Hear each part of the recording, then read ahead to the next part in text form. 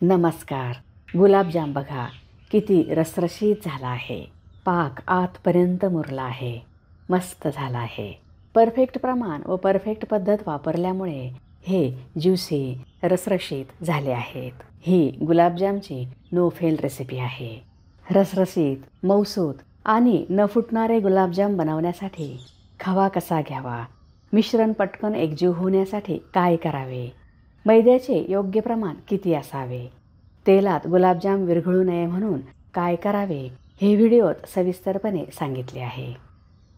खव्याचे गुलाबजाम बनवण्यासाठी 250 ग्रॅम मलई खवा घेतला आहे. मार्केटमध्ये खवा पिवळा व पांढरा अशा 2 रंगांचे मिळतात. त्यात पिवळा रंग बघून खवा घ्यावा. हा पुरणाच्या चाळणीने गाळून घेऊया. त्यामुळे खवा मळण्यासाठी एकजीव करण्यासाठी जास्त मेहनत लागणार नाही. मिश्रणात एकही गुठळी राहणार नाही. खवा गाळून घेतला आहे. आता एका मोठ्या ताटात गाळून घेतलेला खवा दाबून मळून घेऊया. एकजीव व मऊ करूया. खवा तळहाताने दाबून व जोर लावून मळावा.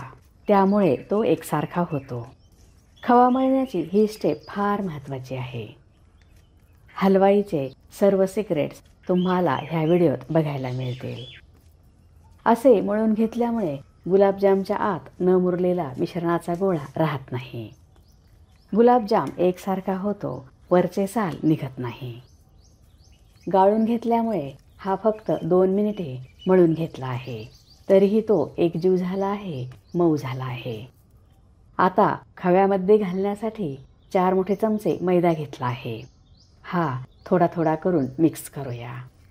मैद्याचे प्रमाण जास्त झाले तर गुलाबजामच्या आतपर्यंत पाक मुरत नाही.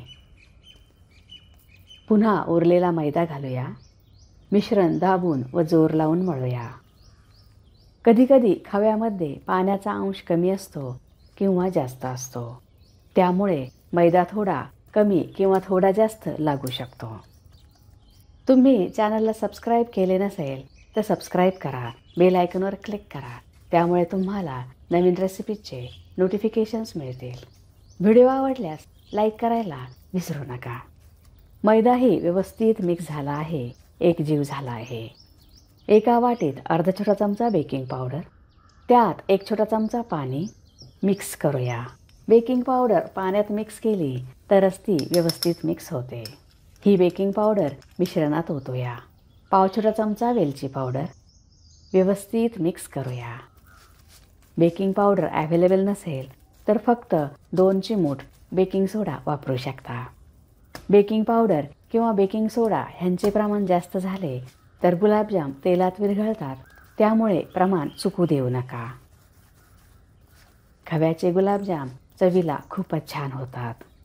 मिश्रण मऊसूत झाले आहे. ह्यात एकही गुठळी नाही. ह्यावर झाकण ठेवून 15 मिनिटे बाजूला ठेवूया.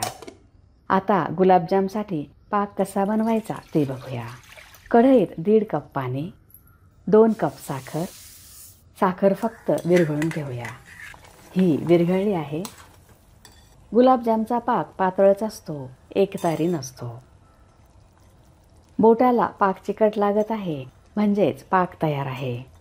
आता 10 ते 12 केशरच्या काड्या. ह्यामुळे गुलाबजामला चव व सुवास खूप छान येतो. पाव छोटा चमचा वेलची पावडर मिक्स करूया. पाक तयार आहे. ह्यावर झाकण ठेवूया म्हणजे गुलाबजाम तळेपर्यंत तो गरम राहील. मिश्रण पुन्हा एकदा मळून घेऊया. मिश्रण छान झाले आहे. गुलाबजाम एकसारखे होण्यासाठी आपण इथे 1 चमचा घेतला आहे. तो भरून मिश्रण घेऊया.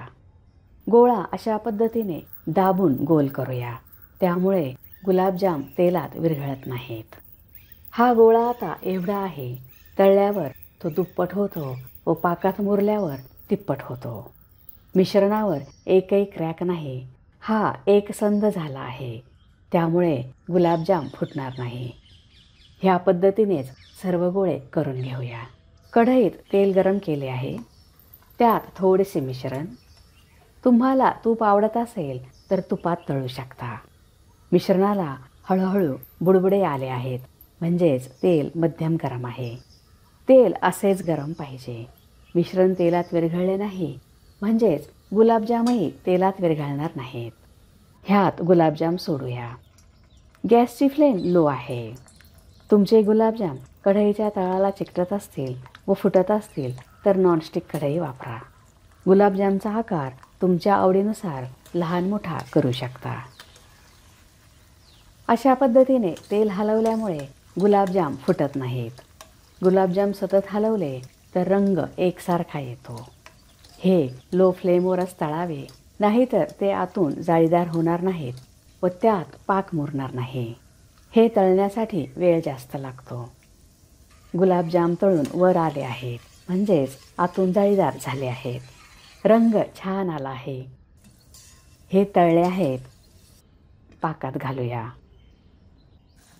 गुलाबजाम गरम असतानाच पाकात घालावे, म्हणजेच गुलाबजाम गरम व पाक थोडासा गरम असे असावे, तरच ते छान मुरतात. सर्व गुलाबजाम तळून पाकात घालूया.